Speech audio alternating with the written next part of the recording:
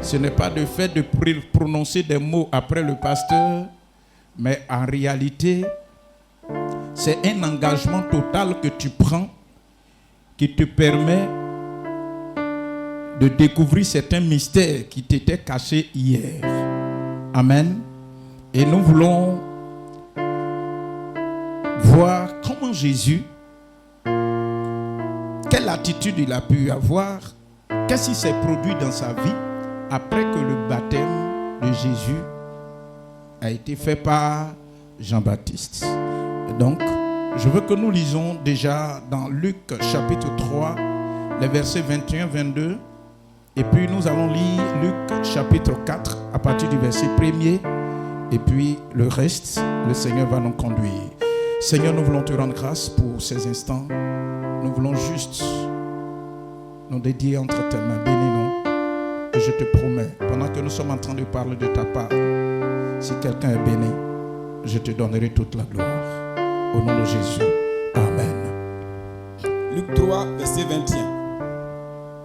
Tout le peuple se faisait baptiser. Jésus fut aussi baptisé.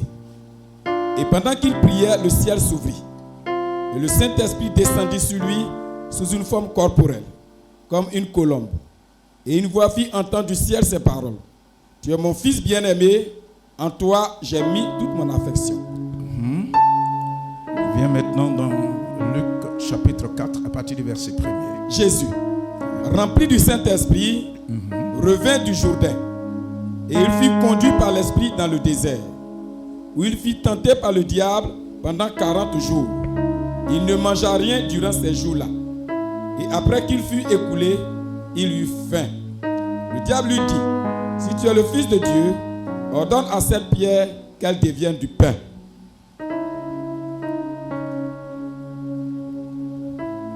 Jésus lui répondit, il est écrit, l'homme ne vivra pas de pain seulement. Le diable l'ayant élevé, lui montra en un instant tous les royaumes de la terre. Et lui dit, je te donnerai toute cette puissance et la gloire de ces royaumes, car elle m'a été donnée. Et je la donne à qui je veux. Si donc tu te prosternes devant moi, elle sera toute à toi. Jésus lui répondit, il est écrit, tu adoreras le Seigneur, ton Dieu, et tu le serviras lui seul. Le diable le conduisit encore à Jérusalem, le plaça sur le haut du temple et lui dit, si tu es le Fils de Dieu, jette-toi d'ici en bas, car il est écrit, il donnera des ordres à ses anges à ton sujet, afin qu'ils te gardent, et ils te porteront sur les mains, de peur que ton pied ne heurte contre une pierre. Jésus lui répondit, il est dit, tu ne tenteras point le Seigneur ton Dieu. Après l'avoir tenté de toutes ses manières, le diable s'éloigna de lui. Jusqu'à un moment favorable. Continue. Jésus. Revêtu de la puissance de l'Esprit, retourna en Galilée, et sa renommée se répandit,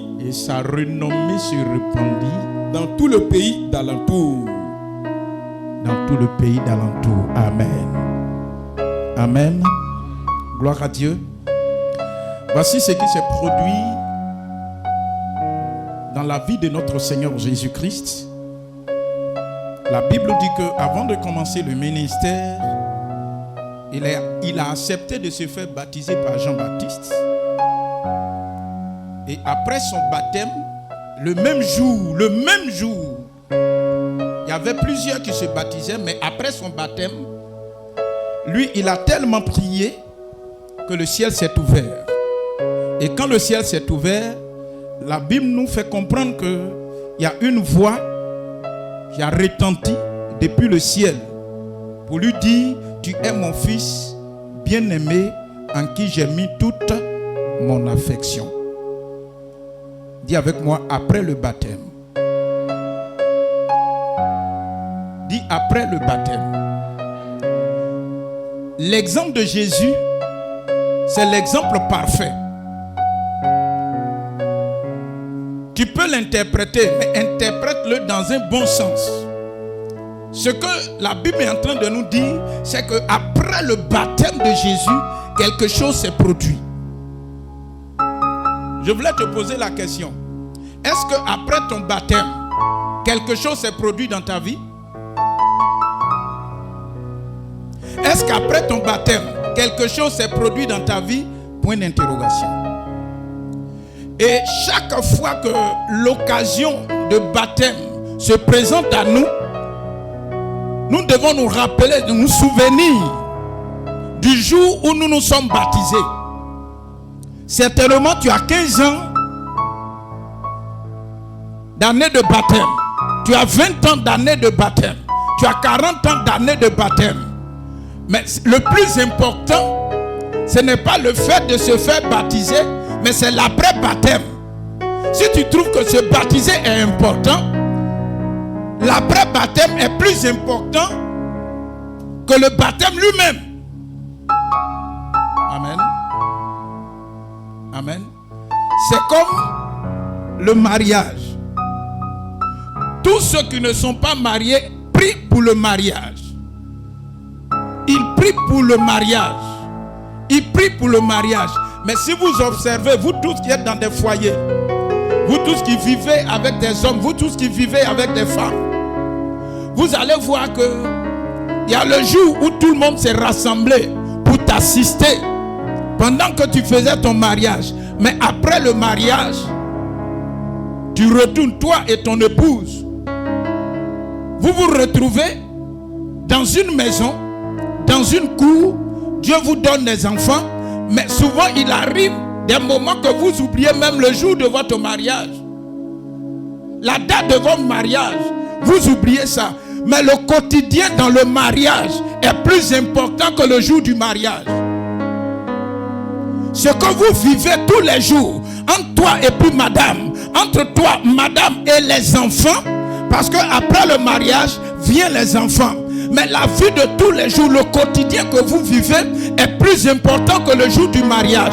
Parce que ce que vous vivez, ce que vous êtes en train de vivre, c'est ce que les gens vont voir. Ils ont déjà oublié le jour du mariage. Mais toi, c'est toi qui constates. Est-ce que le mariage que j'ai fait, c'est un bon mariage? Est-ce que le fait que j'ai choisi cette femme, est-ce que c'est Dieu qui m'a... Bon, bref, c'est pas pour mariage, c'est pour baptême. Quand Dieu te donne la possibilité de prendre cet engagement, il faut que chaque jour, tu essaies de lire après le baptême de Jésus. Même tu es un ancien chrétien, tu es un vieux chrétien, mais lorsque tu t'assois, souvent il faut lire ce que Jésus a expérimenté après son baptême. C'est vrai que le ciel s'est ouvert. L'Esprit de Dieu est descendu sur lui. C'est vrai. Mais et après ça, quelle a été la réalité que Jésus a vécue? La Bible nous dit que après cela, l'Esprit de Dieu a conduit Jésus. Nous lisons, je vais m'attarder un peu. Jésus rempli du Saint-Esprit. Quand l'Esprit de Dieu est descendu sur lui le jour de son baptême, il a été rempli du Saint-Esprit. Comme le jour de ton baptême, tu as été rempli du Saint-Esprit. Comme le jour de mon baptême, j'ai été rempli du Saint-Esprit. Mais regardez ce qui va se passer. La Bible dit que quand il est sorti du Jourdain, il a été conduit.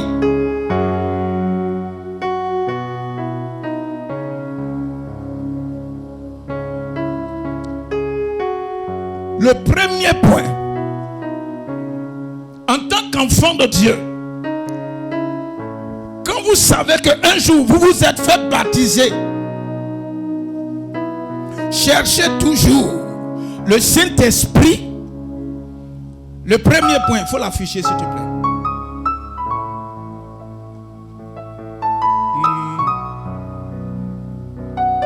Cherchez le Saint-Esprit et recherchez le Saint-Esprit dans la parole de Dieu. Amen. Parce que ce qui va se produire à la suite des temps, après ton baptême, malgré que tu aies le Saint-Esprit, ce qui va se produire, si tu n'es pas solidement enraciné dans la parole, il y a des choses qui vont te surprendre. Voilà pourquoi Jésus, avant de quitter ses disciples, avant de quitter la terre définitivement, il dit, baptisez-les et enseignez-leur. On enseigne quoi? On enseigne les vertus de Dieu. On enseigne les disciplines du royaume. On enseigne l'attitude à avoir. Quand tu prends l'engagement de marcher avec le Seigneur, si tu n'es pas enseigné, si tu n'as pas la parole de Dieu comme arme, si tu n'as pas le Saint-Esprit avec toi, bien-aimé, il y a des situations que tu ne pourras pas maîtriser dans la suite des temps. Parce que Jésus, c'est vrai qu'il était rempli du Saint-Esprit. Pourquoi? Parce qu'il a désiré ça. Dis à ton voisin, désire l'Esprit de Dieu plus que toute autre chose. Alléluia. Recherchez le Saint-Esprit et la parole de Dieu. Parce que tout se résume dans la parole. Tout est contenu dans la parole de Dieu. Deuxième point. La Bible dit que parce qu'il était rempli du Saint-Esprit, il a recherché l'onction et le Saint-Esprit est tombé sur lui. La Bible mentionne là que c'est l'Esprit qui l'a conduit. Après ton baptême, est-ce que depuis 15 ans que tu t'es fait baptiser, depuis 10 ans que tu t'es fait baptiser, depuis 30 ans que tu t'es fait baptiser, qui te conduit? Tu te laisses conduire par qui? Quel est l'esprit qui te conduit? La Bible mentionne ici que Jésus, notre Seigneur, quand il s'est fait baptiser, il s'est laissé conduire par l'Esprit de Dieu. Il s'est laissé conduire par le Saint-Esprit. Mais toi, depuis que tu t'es fait baptiser, qui te conduit? C'est quel esprit qui te conduit? C'est quelle puissance qui te conduit? C'est quelle force qui te conduit? Jésus, il s'est laissé conduire par le Saint-Esprit. Laisse-toi conduire par le Saint-Esprit. Alléluia. Et le troisième point, j'ai dit quoi? Il faut afficher, travaille avec moi.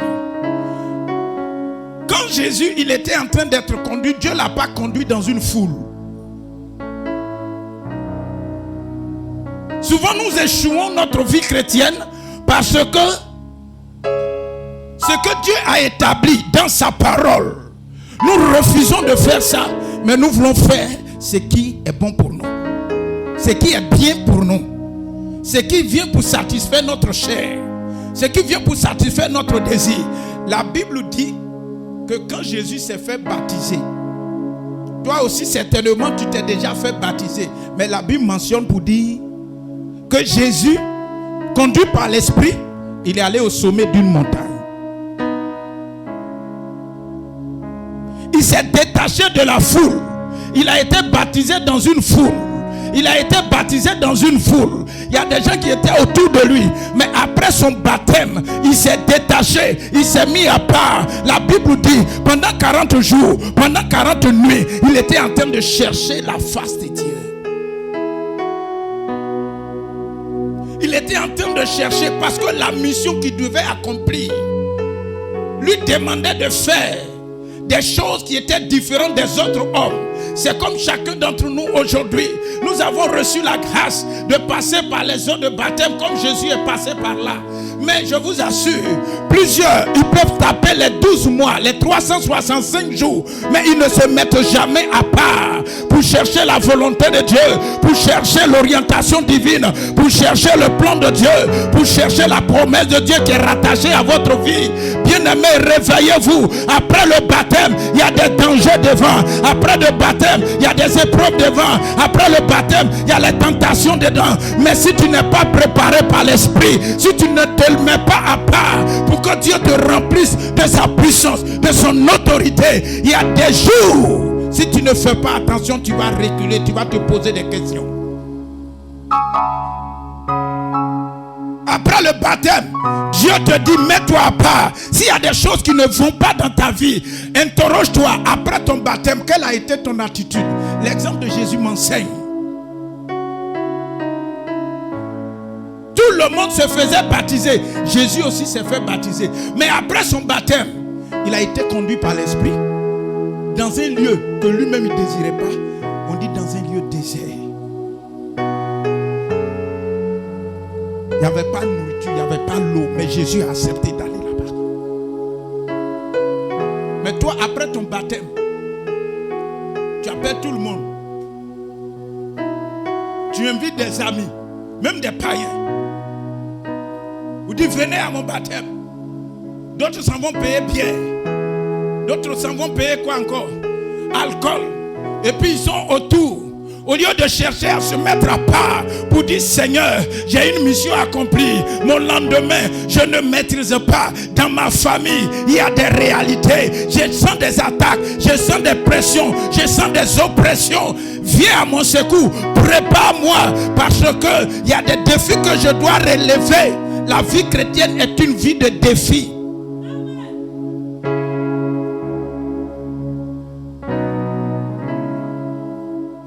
La vie chrétienne est une vie de défi. Jésus lui-même, après son baptême, la Bible dit qu'il a été rempli du Saint-Esprit et le Saint-Esprit l'a conduit. Tu peux avoir le Saint-Esprit mais ne pas avoir la puissance. Ça fait deux choses différentes. Tu peux être chrétien de nom et de forme. Mais tu ne peux pas manifester certaines autorités. Pourquoi? Parce que tu ne te mets pas à part pour chercher comment marcher dans la discipline chrétienne pour être efficace.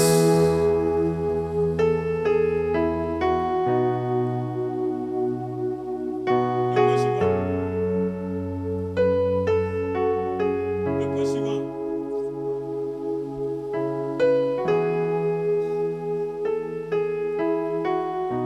Serge, ça va? Bonne arrivée. Bonne arrivée. Quand il était en train de me suivre ici, je vous ai dit non. Faut pas me blaguer. Faut pas me blaguer. Dieu merci, tu ne m'as pas blagué. Tu es parti, tu es revenu. On acclame le Seigneur pour lui.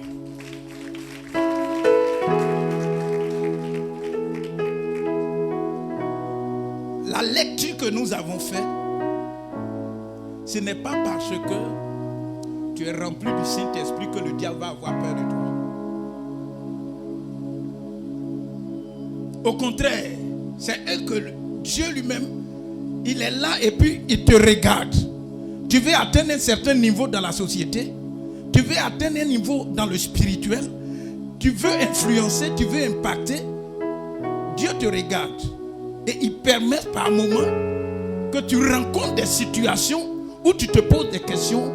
Moi qui sers Dieu, moi qui suis pasteur, moi qui suis diacre, moi qui suis chante, moi qui suis responsable, moi qui suis chrétien, pourquoi je vis ces situations-là? Bien aimé, c'est pour que ce qui va se manifester après cette situation-là, que ça dépasse toi-même ton entendement. Amen. Le chrétien doit savoir que Dieu a un adversaire. Et l'adversaire de Dieu est toi aussi ton adversaire.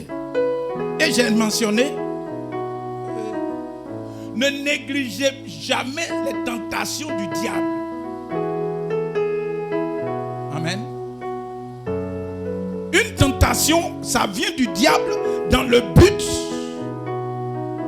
de te faire chuter, de rater la mission pour laquelle on t'a affecté à Zenola. La mission pour laquelle tu t'es converti. Parce qu'on t'a promis, celui qui est venu t'évangéliser, ou bien tu as ta quête d'aller de l'avant et d'influencer, tu as lu la Bible et la Bible t'a dit que Jésus donne le salut. Jésus donne, il est le chemin, la vérité et la vie. Nul ne va au ciel, au Père, qu'en passant par lui, tu as toutes ses connaissances. Et tu dis, je m'engage, corps, âme et esprit. Mais il faut que tu saches que pendant que tu t'engages corps, âme et esprit, il y a l'adversaire de Dieu qui s'appelle le diable, qui va lui aussi s'opposer à toi un jour. Voilà pourquoi quand tu es un enfant de Dieu, quand tu es chrétien, tu ne dois jamais négliger, donc tu dois te préparer, parce qu'il y a des occasions qui vont se présenter à toi si tu n'es pas suffisamment préparé, parce que le diable souvent il surprend. Vous comprenez? Il surprend. Jésus était en train de terminer son temps de jeûne, son temps de préparation. Et un jour, pendant qu'il était en train de chercher Dieu, il était en jeûne. C'est ça que le diable va apparaître. Vous me suivez? C'est ça que le diable va apparaître. Et le diable, quand il a apparu, il a dit quoi? Il dit, si tu es fils de Dieu, ordonne à cette pierre qu'elle devienne du pain. Mais avant que le diable n'apparaisse, le verset qui suit à la fin, on dit après qu'il fut. C'est ça, non? On lit le verset 2. Où il fut tenté par le diable pendant 40 jours, il ne mangea rien durant ces jours-là. Et après qu'il fut écoulé, c'est ça? Il eut faim. Dis avec moi, il eut faim. Pendant qu'il priait, pendant 40 jours et 40 nuits, la Bible dit qu'il a eu faim. C'est quand il a eu faim que le diable est venu. Au début, il n'est pas venu. Au début, là, il n'est pas venu. C'est quand il a eu faim. Souvent, les tentations du diable viennent lorsque nous avons un besoin urgent, pressant. Les tentations viennent. C'est comme un jeune homme qui veut se marier ou bien une jeune fille qui va se marier, qui a le désir de se marier.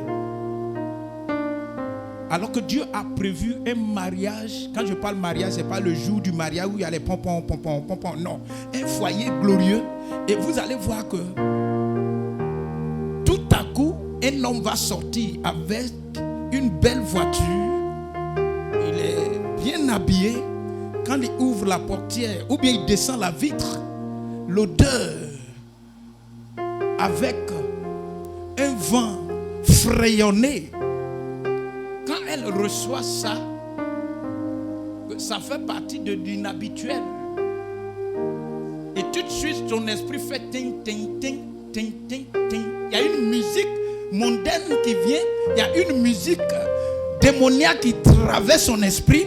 Et puis le monsieur dit, si tu acceptes mes avances, je te promets une vie heureuse. Une vie heureuse. Et quand tu vas lui demander, c'est vrai, j'ai soif de mariage, mais tu n'es pas mon genre, est-ce que tu es marié? Il va dire non, je ne sais, alors qu'il a 5 femmes.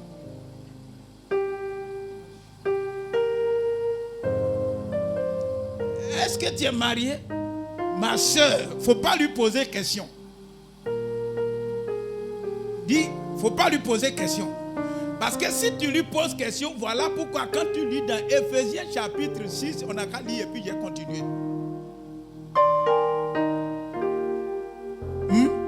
On peut lire, non? Ephésiens 6, versets 10, 11, 12 et 13.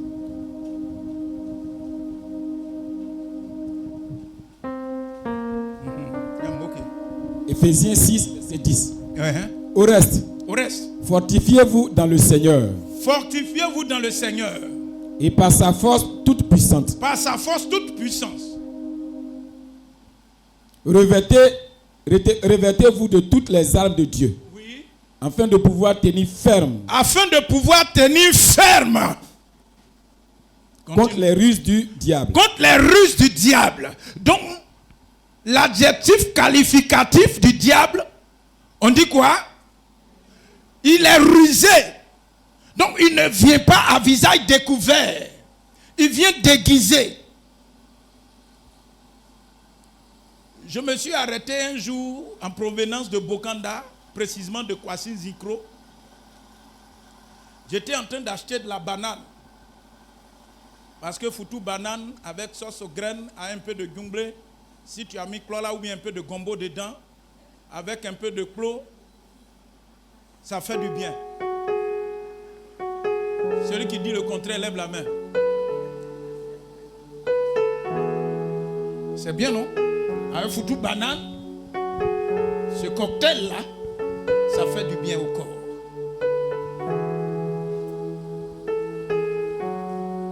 Et j'étais à un moment, il dit, monsieur, vous avez une belle voiture. Je dis, non, celle-là, c'est pas pour moi. C'est mon patron qui m'a donné. Je suis allé à une mission avec ma femme. Donc on est en train de retourner. C'était la voiture rouge. Pour ne pas dire c'est la voiture rouge là. Elle dit, quand on te voit avec maman qui est là-bas là. Je dis non, je dis c'est ma femme, on est quitté en mission. C'est la voiture, je dis c'est pas pour moi, mais celle qui est dit non, elle est pour moi. Elle dit, moi, quand je vous regarde là, on dirait que c'est pour vous-même la voiture.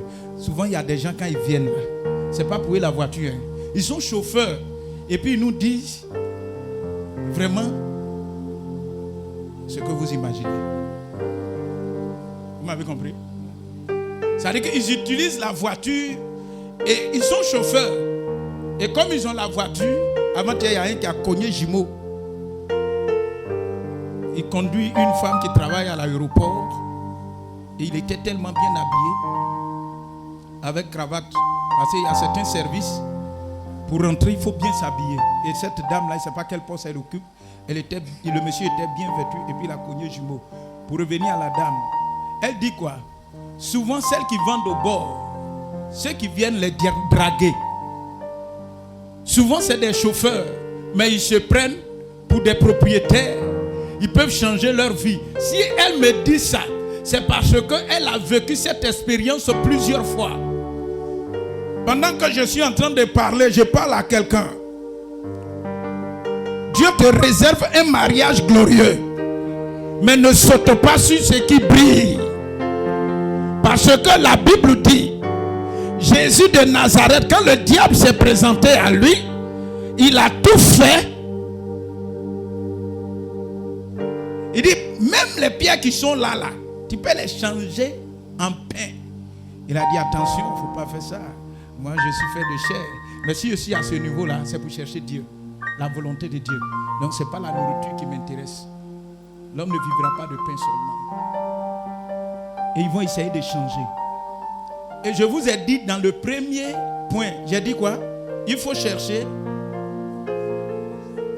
Hein? Et ce que nous sommes en train de lire dans Corinthiens, on nous dit, afin de pouvoir résister aux ruses du diable. Et une des armes, pour ne pas dire l'arme la plus puissante, c'est la parole de Dieu. Amen. Si tu n'as pas la parole de Dieu avec toi, tu es un chrétien sans arme.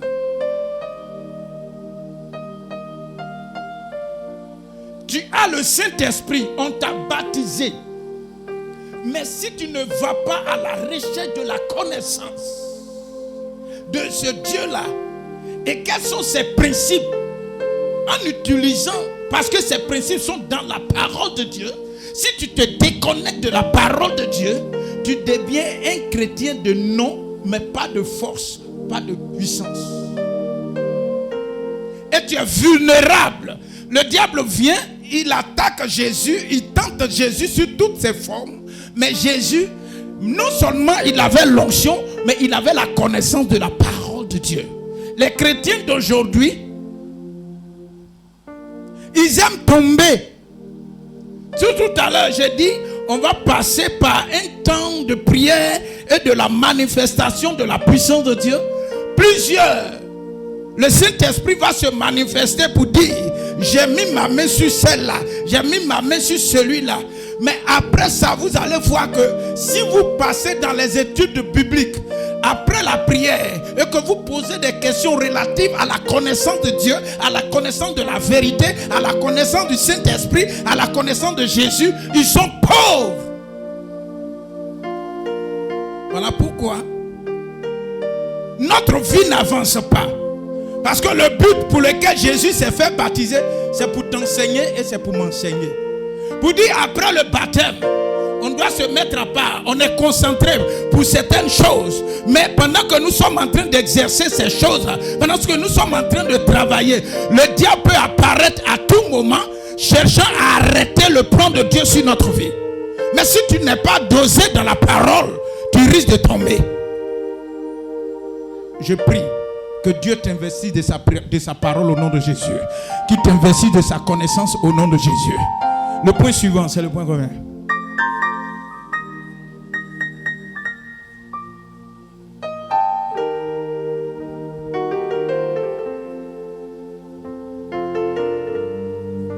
Voilà.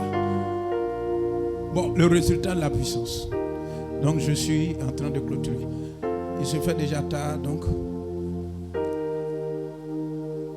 Après, lisons le verset. J'ai envie de pousser encore. Amen.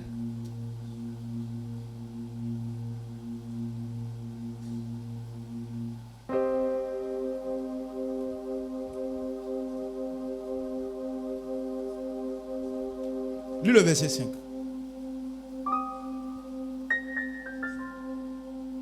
Lis le verset 5. Non. Notre texte de base. Luc 4, verset 5. Luc 4, verset 5. Le diable. Dis avec moi le diable. Quand il a commencé à secouer Jésus, quand il a commencé à secouer les chrétiens, quand le diable va commencer à te secouer, regarde ce qui va s'effacer. L'ayant élevé, lui montra en un instant. Le diable, l'ayant élevé, lui montra en un instant tous les royaumes de la terre. Bien. Le diable a fait quoi?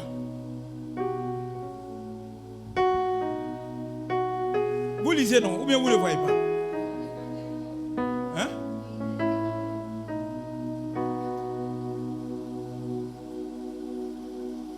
Dit diable.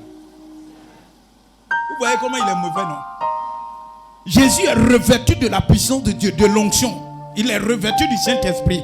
Mais la Bible dit que le diable, l'ayant élevé, lui montra en un instant tous les royaumes de la terre. Il voyait le niveau spirituel, il a pesé Jésus. Maintenant, il va lui montrer, c'est-à-dire qu'il va l'élever d'abord. Le diable va élever Jésus.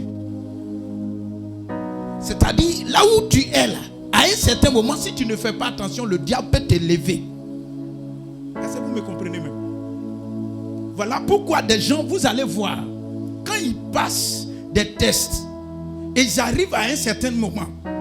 Par exemple, tu as un doctorat, ou bien tu as un diplôme qui t'envoie à un certain niveau. À partir de là, tous ceux qui sont dans des sectes, dans des loges mystiques, ils vont s'approcher de toi.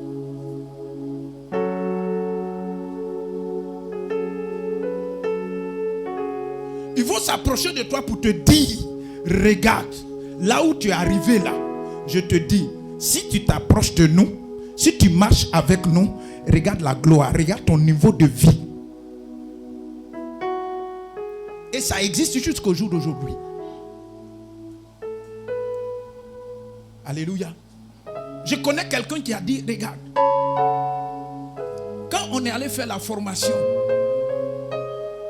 après notre diplôme, quand on a fini ici, on est allé en Allemagne, on s'est fait former. Quand on est revenu net, ils nous ont reçus quelque part. Et les gens, ceux qui venaient là, ils étaient habillés et la réunion devait avoir lieu à partir de 23h. Et les maîtres, et ils sont venus à 0h. Eux tous, ils étaient habillés en noir blanc. Avec des chapeaux. je ne sais pas comment on appelle ça, si c'est chapeau ou bien tiare. Ça veut dire que leur chapeau était différent et puis il y avait des étoiles qui entouraient et puis les étoiles brillaient. Et ils se sont assis et ils ont eu un entretien pour dire: Dieu vous a fait la grâce. Vous êtes parti en Allemagne. Et puis vous avez fait 3 ans, vous avez fini, vous êtes venu. Maintenant, on vient vous dire que le monde ne fonctionne pas comme vous le voyez. Mais le monde fonctionne avec des principes. Si vous acceptez d'être avec nous, voilà le rang que vous allez occuper. D'autres parmi vous seront des ministres. D'autres parmi vous seront des directeurs de cabinet. D'autres parmi vous seront des DG. Ils seront des DG au niveau du port. Ils seront des DG au niveau de fer. Ils seront des DG au niveau de temps. Ils ont conçu ça. Et ils sont partis leur présenter. Si tu n'es pas assis dans la parole, tu vas tomber. Il montre quoi? Il élève. Et quand il lève Jésus, le diable lui montre quoi? Les royaumes de la terre. Et il demande à Jésus: si tu obéis à ce que je dis, tous les royaumes de la terre, tous les rois que tu crois qu'ils sont puissants. Il ne sait pas que Jésus-Christ regorge la puissance des puissances. Il est le roi des rois. Il est le Seigneur des seigneurs. Le diable ne sait pas tout. Voilà pourquoi dans le jardin d'Éden, il a fallu que l'homme lui-même lui montre là où se trouvait l'arbre de la connaissance du bien et du mal. Le diable ne savait pas. Là où l'arbre était planté, réalisez bien la Bible, le diable ne savait pas. C'est pour te dire, là où tu es, cherche Dieu. Le diable, il va chercher à t'attaquer. Il va chercher à te tenter. Mais sois enraciné dans la parole de Dieu. Le diable élève aussi. Mais l'élévation du diable conduit à l'enfer. Il a élevé Jésus. Il lui a montré les royaumes. Il y a des gens qui sont riches sur la terre. Ils sont riches en Côte d'Ivoire. Mais ils ne dorment pas. Pourquoi? Parce que la provenance de leur richesse est satanique.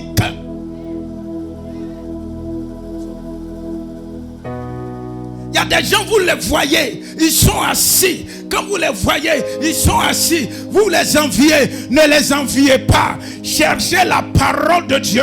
Et Dieu va vous faire montrer, il va vous montrer plutôt ce qui se trouve dans son royaume à lui. C'est les royaumes de la terre. C'est les rois de la terre. Mais celui que nous suivons, celui que nous servons, il s'appelle le roi des rois. Celui qui a créé le ciel et la terre. Celui qui a créé l'or. Celui qui a créé l'argent. Celui qui a créé la richesse. Celui qui donne l'autorité. Celui qui a le règne, dont le règne ne finit pas. Le règne des rois, c'est pour un temps, c'est pour une saison, c'est pour des années.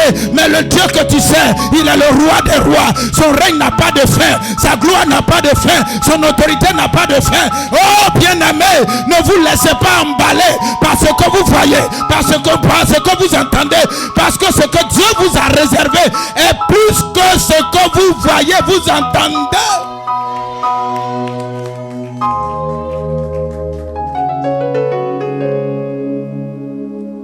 Résistez au diable et il fuira loin de vous. Vous allez lire ça dans Corinthiens, ce qu'on a dit. Corinthiens chapitre 6. Vous allez lire ça après à la maison. Quand quelqu'un résiste au diable, c'est vrai qu'il va partir pour revenir à un moment favorable. Mais je t'annonce une bonne nouvelle. Parce que Jésus a triomphé. Parce que Jésus a remporté la victoire. Regardez, lisez le verset 14 de Luc chapitre 4. Qu'est-ce qu'il dit?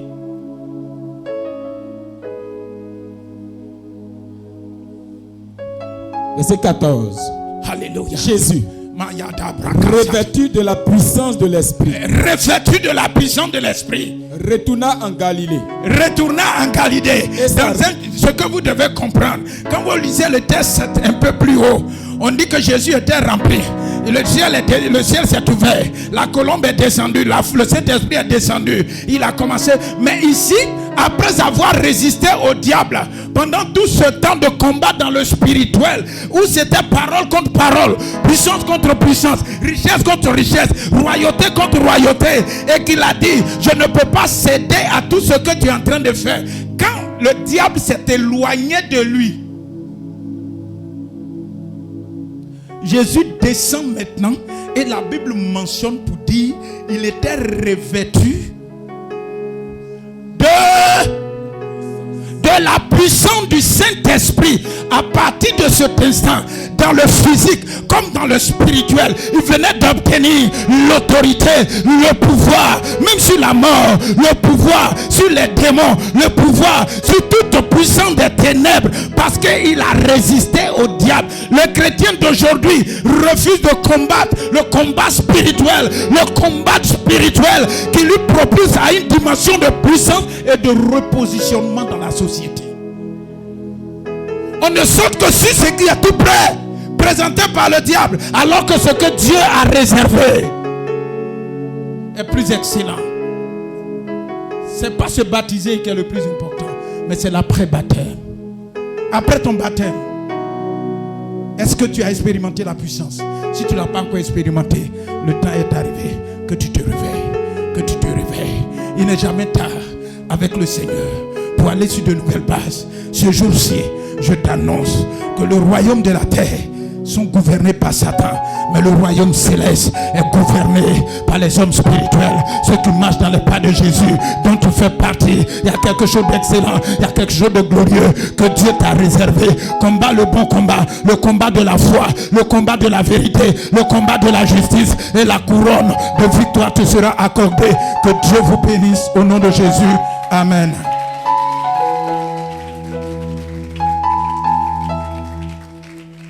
Seigneur, on se tient tous debout, s'il te plaît.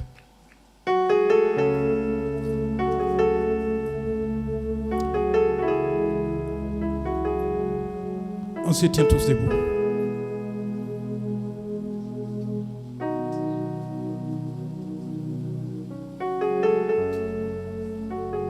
Jésus, revêtu de la puissance de l'Esprit, retourné en Galilée, et sa renommée se répandit dans tout le pays.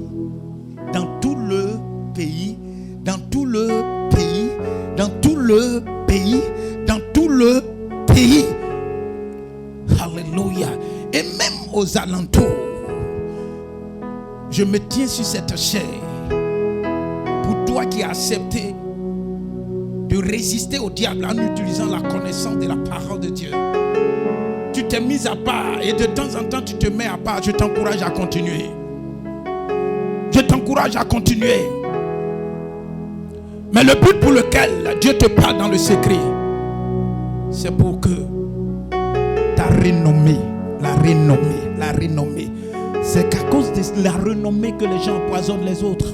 C'est à cause de la renommée que les gens tuent les autres. C'est à cause de la renommée. Et la Bible me dit, c'est lui qui donne la renommée. C'est en lui que nous avons placé notre foi. C'est lui qui donne la renommée. Lui-même, il est renommé. Et toute la terre, les pays ont su, tout le pays a su son autorité. Et après ça, vous allez voir, il est rentré dans le temple et il a dit, l'Esprit du Seigneur est sur moi. Parce que les hommes physiquement ne voyaient pas ça. Il fallait être dans une autre dimension, la portée spirituelle, pour comprendre qui était Jésus. Mais les sacrificateurs ne comprenaient pas. Les souverains sacrificateurs ne comprennent pas. Les Sadducéens ne comprenaient pas. Les pharisiens ne comprenaient pas. Ils ne savaient pas que ce petit fils de charpentier, il est doté d'une puissance et qu'il a acquise au sommet de la montagne. Il a acquis cela lorsqu'il a affronté le diable le matin, la nuit, le matin, la nuit, le matin, la nuit. Mais il a été un homme persévérant et un homme déterminé à accomplir la volonté de son Père, c'est-à-dire Dieu. Bien-aimé, je t'encourage à être une femme spirituelle. Je t'encourage à être un homme spirituel. Laisse-toi conduire par le Saint-Esprit. Et quand vous lisez, il identifie l'Esprit comme le vent. Il dit il souffle. Il souffle. Et c'est lui qui est orienté par l'Esprit. Il n'a pas son moi. Il n'a pas de moi. Il est entièrement entre les mains du Seigneur. Bien-aimé, qui te conduit? Est-ce que le vent du Saint-Esprit? Est-ce le feu du Saint-Esprit? Est-ce la puissance du Saint-Esprit? Le ministère auquel Dieu t'a appelé, tu te laisses conduire par quoi? Par tes propres désirs? Par tes propres pensées? Là où tu es, là où tu travailles, toutes les propositions on te fait dans le but de faire ci, de faire ça. Je suis là pour te dire, ne cède pas à quoi que ce soit, mais reste attaché à Dieu. Reste attaché à Dieu. Reste attaché à Dieu. Sois fidèle, sois fidèle, sois fidèle à l'Esprit de Dieu. Et je suis sûr, ils vont te lancer des pots de banane, mais ils ne pourront jamais te faire tomber, parce que l'Éternel Dieu combattra toujours pour toi. Les anges combattront toujours pour toi. Le monde est tellement miné. Les gens sages, ils cherchent à satisfaire le diable. Ils cherchent à marcher dans le camp du diable. Mais moi je t'annonce, marche dans le camp de Jésus. Et quelles que soient les attaques, ce que tu cherches, Dieu te donnera. Ce que tu as perdu, tu retrouveras. Ce que tu attends, tu vas découvrir. Ce que tu cherches, Dieu te donnera. Dieu te l'accordera. Ne sois pas, ne promène pas les regards inquiets, parce que l'Éternel Dieu connaît tes besoins. Ce qu'il attend de toi, c'est ta détermination, c'est ton engagement. Affronte. C'est vrai que les réalités sont là, mais je t'encourage ce matin, ne cède pas au désir de la chair, au désir de tes pensées, au désir de toutes tes considérations, mais cherche à plaire à Dieu, cherche à faire la volonté de Dieu, et tu feras que tout ce que tu cherches te sera donné par-dessus tout. Que la paix et la grâce de Dieu soient avec vous aujourd'hui et à toujours, au nom de Jésus. Amen.